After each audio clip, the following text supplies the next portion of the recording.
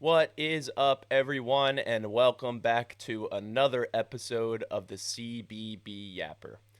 We are finally in the full swing here of the offseason here with new names being added to the transfer portal every day, but there is still plenty of talent available in the portal as well. For today, we are going to keep things a bit brief here again. First, I'm going to start out with kind of the state of where Duke is at, who I think they're looking at, who they might be retaining, and where I think they'll end up going.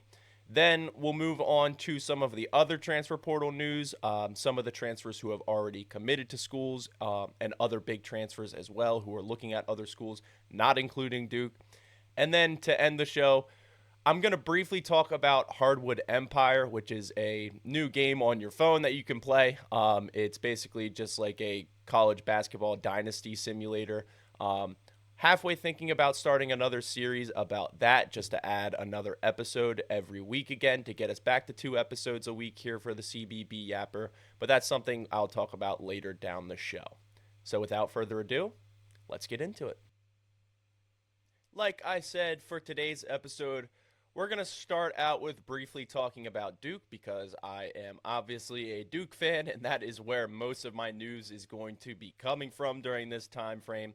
Um, as of right now, this is what Duke's roster will look like going into the season next year. Obviously, there's a lot of big questions and a lot of names that are on here still that will most likely be disappearing or at least testing the NBA draft waters. The most obvious one we can get out of the way, Cameron Boozer. Although he hasn't officially declared for the NBA yet, yeah, he is going to the NBA. I don't really think that that's even a question at all.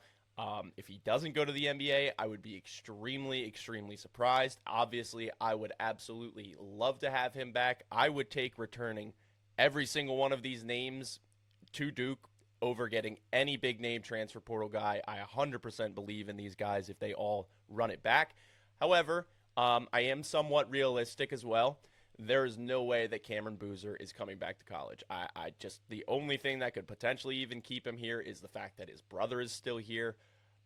I, I just highly doubt that that's going to keep him in college. If it does, I will pop champagne and run around my entire house. But yeah, that is more than likely not going to happen. The other two names that are potentially linked to at least testing the NBA draft waters come in the junior section, right here with Isaiah Evans and Patrick Ngungba. Um, Here, I'm not really sure what's going to happen here. I've been seeing a lot of people go back and forth on both of these names. Some people say Isaiah Evans is the one to look at to return and that he might potentially be making a return here just because he is projected as a late first round pick. The amount of money he could get from Duke to return over what he would get in a rookie contract being that late of a pick, he's going to make a lot more money at Duke. The only thing is that does reset your timeline on your rookie deal. You get 4 years on your rookie deal. So going to the NBA now just gets him a little bit closer to his second NBA contract, which is where your big money usually comes from. However, I do think the NIL thing does make it a little more interesting at the very least. 6 years ago, a guy like Isaiah Evans would more than likely be a 90% chance going to the NBA. However, now with the NIL, I think he's closer to like a 50-50. I think both of these guys are closer to a 50-50 than anything else. If I had to say one was more likely to return, see, this is kind of hard because so Evans has the more upside, definitely the more potential. He can definitely be a 20 point per game scorer in the NBA, in my opinion. I don't think his defense is necessarily the greatest, but he could absolutely be a 20 point per game scorer off the bench for a good NBA team. Gungba is in a different spot.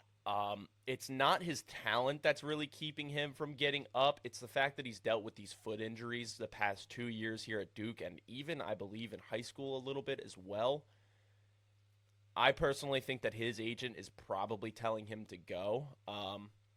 The reason being is because that foot injury, if it happens again this year, it's going to drop him down boards a lot. I know it is a weaker class, so potentially maybe not as much as it could, but yeah, if he has another foot injury like that, that's going to be a big problem. People are going to see that as a recurring injury and something to kind of worry about for his long-term health in the NBA. So I personally think that if one of them was going to go to the NBA, I think it would be Patrick Gungba, but I wouldn't be surprised if either one of them goes to the NBA. I wouldn't be surprised if either one of them returns as well.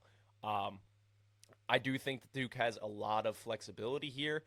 They're waiting a little bit too long, I think, just because there are a lot of names that are going off the board. But I completely trust in Jon Scheyer. Yeah, there's been multiple years that he's been here. Obviously, he's only been here for 4 years. This is his fifth off season, but I still remember 2 years ago, I believe, when we lost guys like Mark Mitchell, Jaden Schutt, TJ Power, Jalen Blakes, and everyone was losing their mind at Duke. Everyone was super upset, and they were like, how are we ever going to retain this? How are we going to get back to where we were? And then, yeah, we ended up losing to Houston in, I believe, the Sweet 16, who was the 1 seed. So, to me, I think people are just getting a little bit too impatient here. I'm getting impatient myself as well. I would love to hear some either good or bad news, to be honest, here very shortly, just because I want to get a clearer direction of where this Duke roster is heading. However, people acting like Jon Scheyer is asleep or something, get a grip. Go outside, take a walk. You're going to be fine. Duke is going to be fine. Like, we have the money, we have the brand, we have the coaching, we have the recruiting. We are not in a bad spot at all. Just a little bit behind in the portal right now, but again, Scheyer does not look for the best player. Scheyer looks for the best fit for our team. It's the same thing with Malik Brown. Malik Brown was not the best player in the transfer portal. However, he ended up being an awesome transfer for Duke his entire time here. Sion James, same thing. He was not really one of the highest touted transfer portal recruits. We got him, and he provided us great leadership throughout the year, great point guard play. He was great from deep. He just did everything that he needed to do as a role player. And those are the types of guys that Jon Scheyer looks for in the portal here. He is not looking to land the biggest fish. He's not looking to give someone $5 million like Louisville did to Flory Badunga. He is looking to get the best fits for the team and people who are bought into the Duke mission, which is so different than everywhere else. So different than everywhere else. Duke's culture is just more about winning than anything. It's not about the money. It's not about the fame. It's not about the getting your name on ESPN. I mean, it is kind of. That is one of our recruiting pitches. So, I mean, it is a little bit. But, yeah, I am fully behind Scheyer. I have no doubt he knows exactly what's going on and where he wants to go with this. So, I am not worried in the slightest at all. However, there are a couple of names now that I am personally going to be looking at and hoping that they will be targeting as well. First of all, we need to look at center. Regardless of whether Patrick Gungba comes back or not, we're going to need a backup center. I do like Maxime Meyer a lot. I think he's a very good player. He looked awesome in that Canada U18 scrimmage last week. However, I don't know if that's something you want to rely on as your only backup option. Obviously, we have Cam Williams coming in. I don't think that he's going to be able to play the center spot. I'm just going to be very flat out honest here. I do not think that he is going to play the 5 spot. He's just a little bit too weak. He's not strong enough to kind of hold his own against guys like Flory Badunga in the paint. I know he's much bigger than Flory, but I think Flory would bully him with his strength. So if he wants a chance to get some minutes at the 5 potentially, he's going to need to bulk up here coming into the season, as well as Maxime Meyer. He's sitting at around 215 pounds right now. I don't think that's nearly enough for him. He's got to get a lot stronger and bulk up as well if he wants to provide Duke with some good minutes this year as well. So I personally think that Duke will need to get another backup center at the very least. One backup center we did mention last week, and again, I am very sorry if I am mispronouncing his name here, but Anton Bonk, that is one name that I think Duke should continue to keep an eye on as a backup center if Gungba is going to come back. I think that he was really good for Charlotte this year. I don't necessarily know if he's a starter at a Power 5 school, but at another mid-major school or even a lesser Power 5 school, I think he could absolutely be a starter, and I think that would be a great backup option for Duke to at least entertain. The other one that I'm really interested in now that he's kind of come into the portal here is Christian Reeves. Obviously, Christian Reeves was with Duke his freshman year. Then he transferred to, I believe, Clemson, and then ended up at Charleston this year. So he has bounced around a little bit and was already at Duke. So there is a little bit of familiarity there with him and Shire. So I do think that is a possibility. I don't know how much we're looking at him. I don't know if he even wants a backup position, to be quite honest. He had a great year for Charleston, so I could easily see him looking for a starting position somewhere in a Power 5 conference. However, if he's not, I think that would be a great option for Duke to look at. The other one that I've been hearing people talk about potentially coming to back up Gungba is Aiden Sherrill. I personally don't think that's even really a slight possibility. He's just too good. I don't think he's going to want to come and take a backup position at Duke. Maybe just because of Duke's brand recognition and things like that, and potentially developing him into a NBA draft pick. Like Malik Brown is apparently getting mocked in the late second round here, so he is becoming a draft pick. Not a very good one, but is becoming a draft pick at least. So the development factor there and the relationship between the NBA and Duke might pique his interest a little bit. However, I think that's a really, really big long shot there. If Patrick Gungba does not come back, there are two names that I would really, really, really want Duke to target here. The first name would be Masamba Diop. That's the center that we talked about last week from Arizona State, who just put his name in the portal last week. He is awesome. I love that kid. I think he is going to test the NBA draft waters, just in my opinion. I mean, he's 7'2" with a ton of talent and a ton of potential. I don't think he'll stay in the NBA. I do think he will come back to college for at least a year. And if he does and Gungba is gone, that would be my number one target for Duke as of right now. A lot of people were saying that they would rather have Badunga over him. I have been firmly on the side that I would rather have Diop over any big in the portal at that matter. So personally, if Gungba doesn't come back, that would be my first option to look at for Duke. The other one that I would look at for Duke is Theon from Cincinnati. He is another player that really, really intrigues me. He's got a lot of length, just like Diop, which is kind of the type of center that seems like Shire typically goes for. He likes those bigger guys who are above 7 foot. I mean, you look at Kaman Malawach, and then even Gungba. Gungba's pretty darn close to 7 foot as well. So I do think that will intrigue Shire more, and especially the lower price tag as well. I think Badunga got over $4 million just himself as his deal from Louisville. That's not even including like sponsorship deals and things like that. So I personally was not in on Badunga. I did not want to spend that much on him. Shout out to Louisville. I think that was a great signing for them. Their roster is looking awesome. I think Pat Kelsey is doing a great job this year in reloading. He's pretty much just taking the Michigan playbook and just going after all of the best transfers and throwing as much money as he can at them. So I do respect what he's doing over there. However, I don't necessarily know how that's going to work, but we'll talk about that here a little bit later after we get out of this Duke stuff. The other potential movements at Duke could be at the guard spot. Obviously, we mentioned Isaiah Evans potentially going to the NBA, but I did mention this a little bit last week. I do think that one of Caden Boozer or Caleb Foster will most likely be gone. Again, I really hope I'm wrong. I don't want to speak this into existence. However, you just see this logjam at point guard here. Caleb Foster can play off guard or off ball, so I'm not really as worried about him. It's just I don't know if he's necessarily the best off ball guard we could have. And then Caden Boozer and Darren Rippey are both point guards. So that's going to be something that I think is interesting at the very least. I personally don't think Caden Boozer is going to want to take a back seat to Darren Rippey, and I don't think Darren Rippey is going to want to take a back seat to Caden Boozer. So that could be something where I still think Duke will see some movement at. I personally don't think Duke will have any other transfers other than that. I think the only other transfer that Duke may have is coming from one of those two, Caden Boozer or Caleb Foster.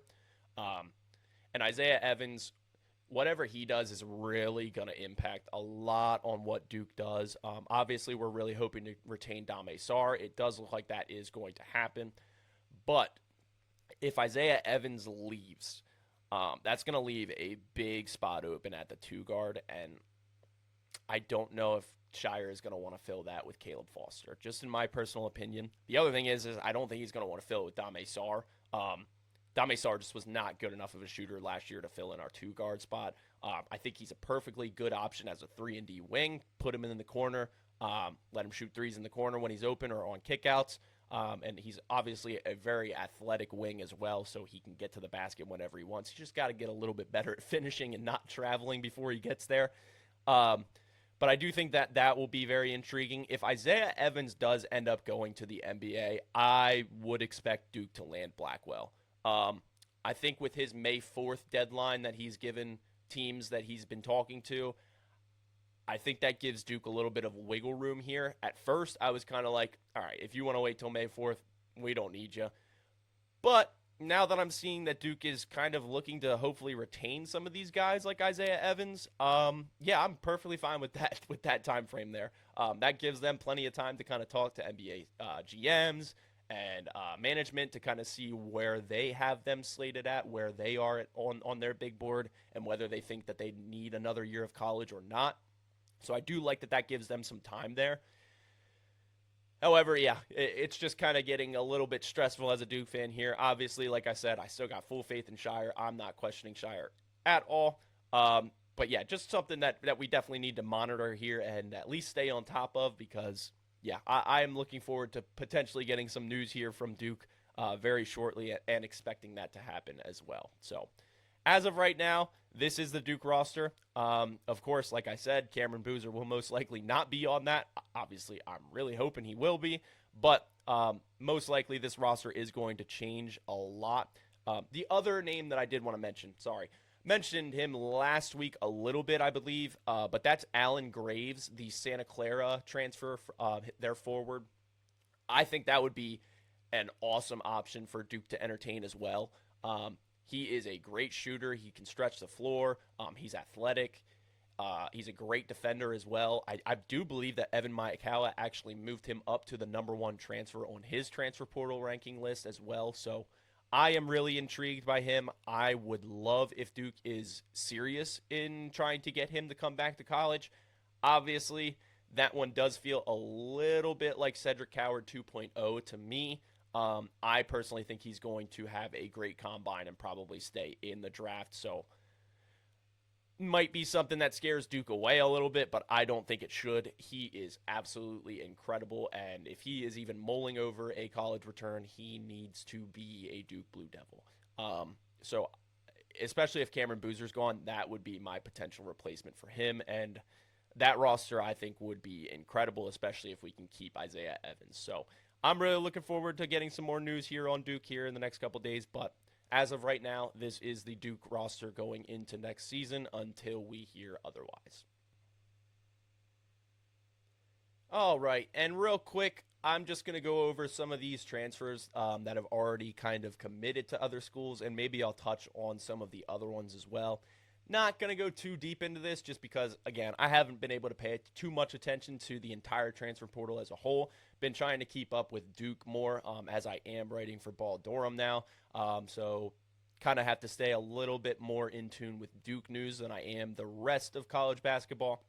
But I did see some of the biggest transfers and another name that entered the transfer portal right here that I do want to talk about as well. So first up, Flory Bidunga. We talked about this a little bit earlier on in the show during the Duke section. And yeah, I mean, a lot of people had him ranked as the #1 transfer portal recruit. A lot of people were very high on him. He obviously was thinking about going to the NBA, but I do think that he's more like a second-round pick at this point. So he will be staying in college and will be going to Louisville, it looks like. Yeah, that one was a really weird one. He was actually scheduled to visit Duke the day that he committed to Louisville. So it seems like Pat Kelsey heard that he was going over to Duke and just threw an extra mil on top of his deal just to get him to stay and never step foot on campus at Duke. Obviously, would have loved to at least get a look at him and potentially talk to him. But yeah, I think that that was just a smart play for Flory, honestly. Louisville threw a bag at him. There's not really much other way to put it. It's kind of like what Michigan did last year with Yaxel Lenneborg, just kind of threw bags at people in the portal just to try and get the best portal class pretty much of all time, to be honest. And it ended up winning him a championship. So can't really hate the style there. I think it's a good fit, especially since they got Jackson Shellstad as well from Oregon. So I think that they're building something pretty cool there. Obviously, not really a big fan of Louisville, not really a big fan of Pat Kelsey, but he's doing a great job there this year in this offseason. I think both of those signings were absolutely awesome. So, yeah, they're kind of cooking over there in Louisville. This one, I was really shocked at to see that he was entering the transfer portal. Um, I personally do think that he is going to stay in the in college as well. He did put his name in the NBA draft to kind of test out the draft waters, and at 6'8" and being the shooter that he is, I think he's at least going to get some looks. However, his defense is just so bad.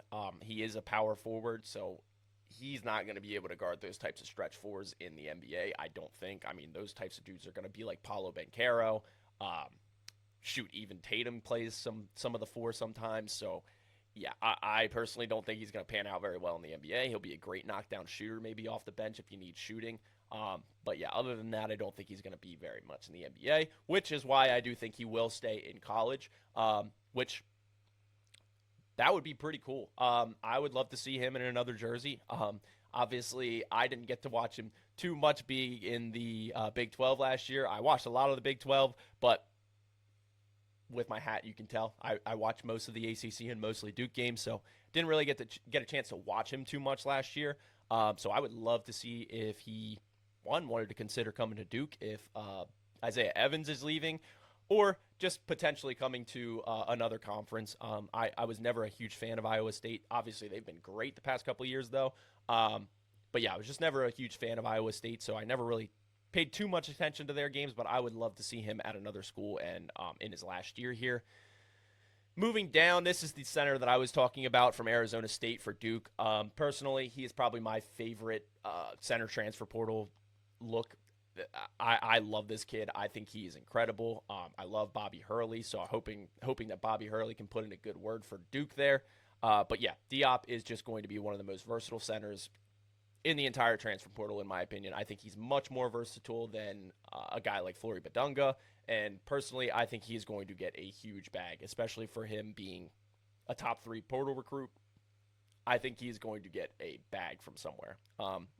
I think he is looking at places like St. John's. I know he is looking at Duke as well, and potentially Illinois, I believe. But yeah, it does sound like he's looking at a couple of different schools here over in the East, so it does look like he will be moving away from the West Coast there. Juke Harris. Juke Harris is another one. Now, I didn't see this, so I do want to take a look at this real quick. Oh, okay. So they're projecting him to Michigan. I don't think that he's committed to Michigan, unless I'm misunderstanding this right now. I personally did not see him commit to Michigan. I think this is just a crystal ball prediction. If he does go to Michigan, look out. He is good. He is the real deal. I personally really wanted Duke to target him if they were going to be losing Isaiah Evans. I absolutely love Juke Harris. He's big. He's a great combo guard. He can shoot. And even with what he did on that Wake Forest team, who was terrible, I think he's just a really impressive guard. And to me, he's probably the best guard available in the portal. I love John Blackwell. I think Blackwell is awesome. I think he's going to play great wherever he ends up. But I just think Juke Harris is a little bit more talented than him. And I think, personally, if you haven't noticed, I love size. I love when guards are big. So 6'7", 200 to me just moves me a lot more than 6'3", 175. But that's all up to personal preference. I think John Blackwell is obviously a much better shooter. He's a better passer. So it's just kind of different guards that you're getting there. But yeah, I love Juke Harris. If he ends up at Michigan, yeah, look out because they are definitely reloading here. We'll move past Blackwell. We've talked about him already a little bit and talk a little bit about Rob Wright. Rob Wright obviously came from BYU last year, but he was at Baylor, I believe, the year before. So he's going to be a great portal ad. I think he's a great point guard. He's probably the best pure point guard available in the portal. He's a great shooter as well. It does look like they're projecting him to Kentucky, but just based on what I have seen in the past couple of days, it sounds like Mark Pope has been really swinging and missing on these portal transfers. Sounds like a lot of them just really do not like the vibes that he gives off. So definitely something to monitor there. Kentucky could be in for a really rough offseason here. But I think that they're at least probably the number one team for him to consider right now. I do believe there are some other names that have come up in the sweepstakes for him as well. Like I said, I haven't been paying too much attention to other schools' transfer portal news. I've really kind of focused on Duke more. But I have seen a couple of schools in the running for him as well. But definitely expect Kentucky to most likely take that home if Pope can seal the deal there. We'll move past Allen Graves as well. Already talked about him. PJ Haggerty. I thought this was a really good signing for Texas A&M. Obviously, it's nothing crazy. It's nothing to really be worried about if you're an SEC fan, but I do think that it was a really good signing for them. Getting him out of Kansas State obviously was not really that hard. They just fired Bryce Terang this year, so they were looking for a new coach. So a lot of those guys from Kansas State were looking to get out of there.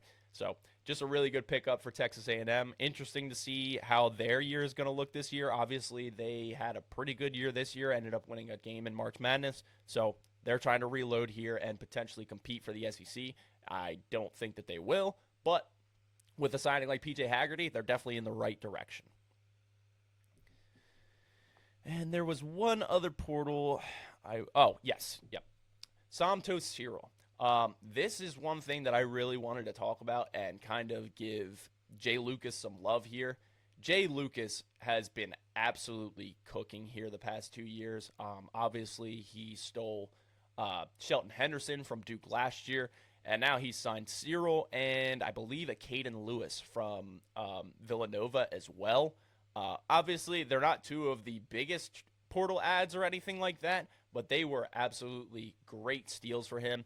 They kind of came out of nowhere for both of them and just kind of locked them in really quickly. I think Cyril was only in the portal for about 5 days before he ended up committing to Miami. And Caden Lewis was only in there for about 3 as well. So shout out to Jay Lucas. That dude is absolutely cooking down there. I love him. I think he is going to be a great coach for years to come. I personally think that UNC should have tried to throw a bag at him and try to get him out of Miami, in my opinion, just because I think he's a much better college coach than Mike Malone at this point. Obviously, he needs to prove it, and Mike Malone needs to prove it as well. He hasn't coached in college for 26 years and has never been a head coach, so he needs to prove it as well. And he kind of did prove that he at least has a grip on the transfer portal and a direction where he wants to go. Obviously, getting Avdalas from Virginia Tech was a pretty good signing. I don't necessarily love Avdalas. He's not the greatest shooter at all. A lot of people are kind of comparing him to Luka. That's mostly UNC fans. But yeah, I do think he's a very good player. It's just I don't know where their shooting is going to come from this year. Obviously, they lost a ton to the portal.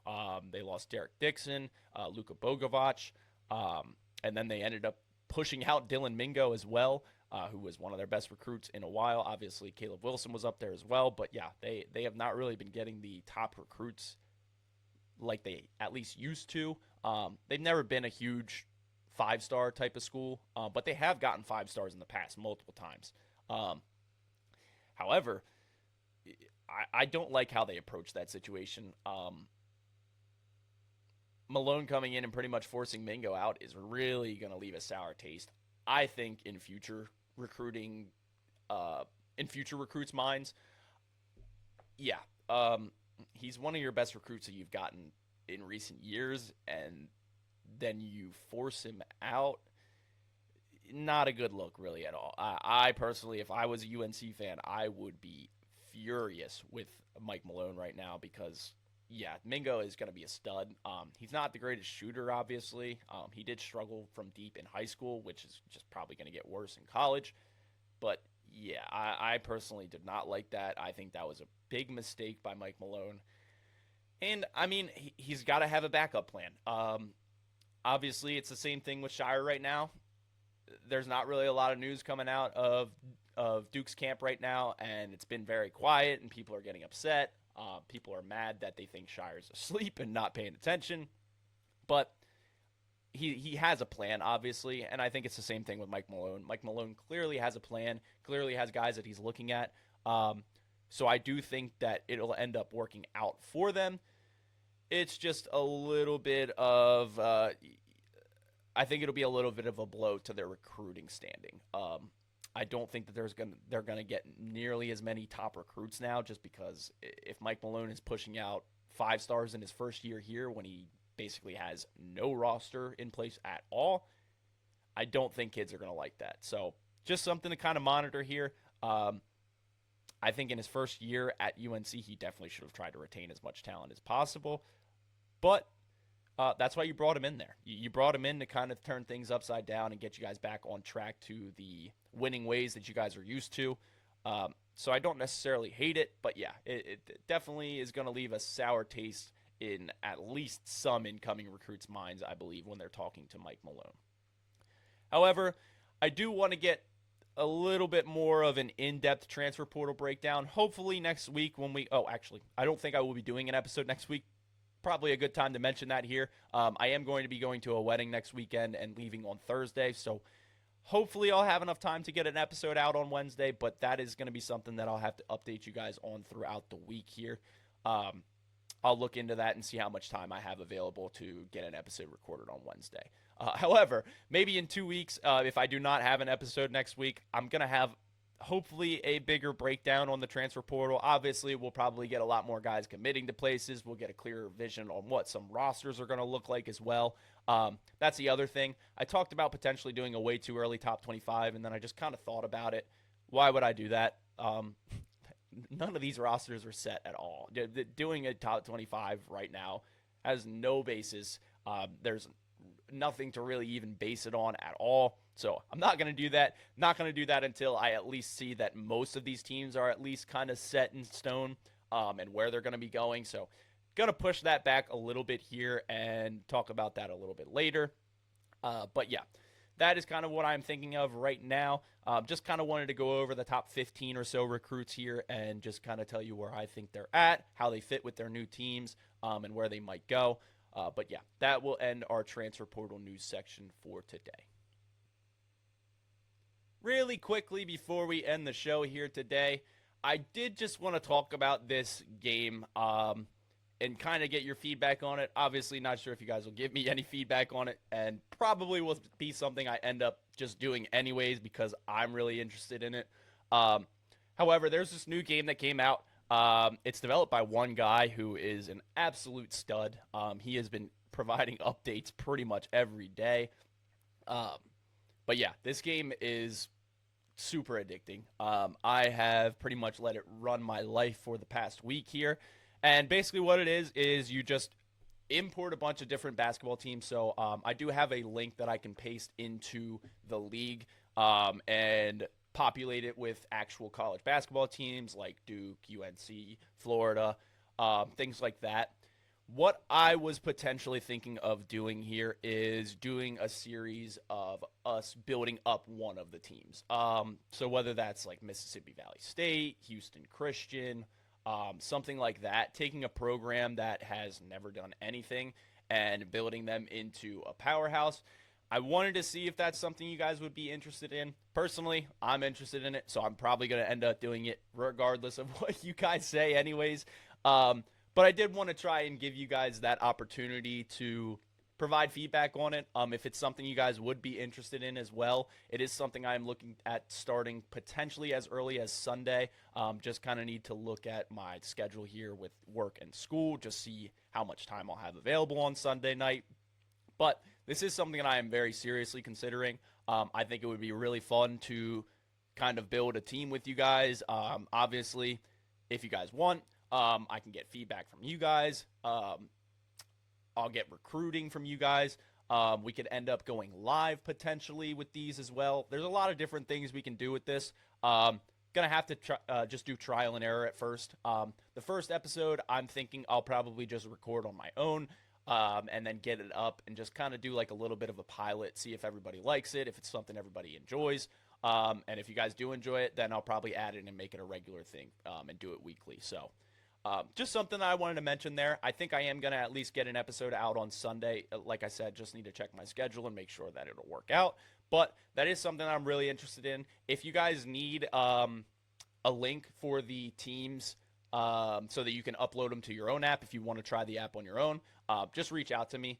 Most of you should have my phone number, but if you leave a comment on the YouTube video as well, I'll try and get that Pastebin link to you as well so you can upload teams for your own dynasty as well. So, like I said, there's just something I'm kind of thinking about doing. Most likely is going to be something that I will pursue just because I think it'll be fun.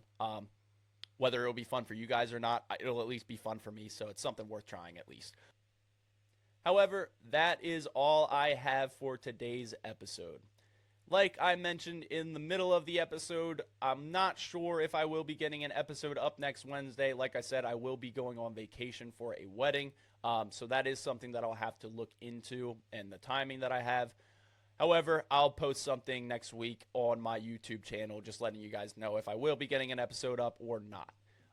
If the Hardwood Empire series is something that does interest you at all, go ahead and leave a comment on the video with any team that you think I should rebuild first, and I will take all of your suggestions and recommendations at least into account before I select the team to rebuild. However, if you guys enjoyed today's episode, go ahead and leave a like, subscribe, and join us back for next episode.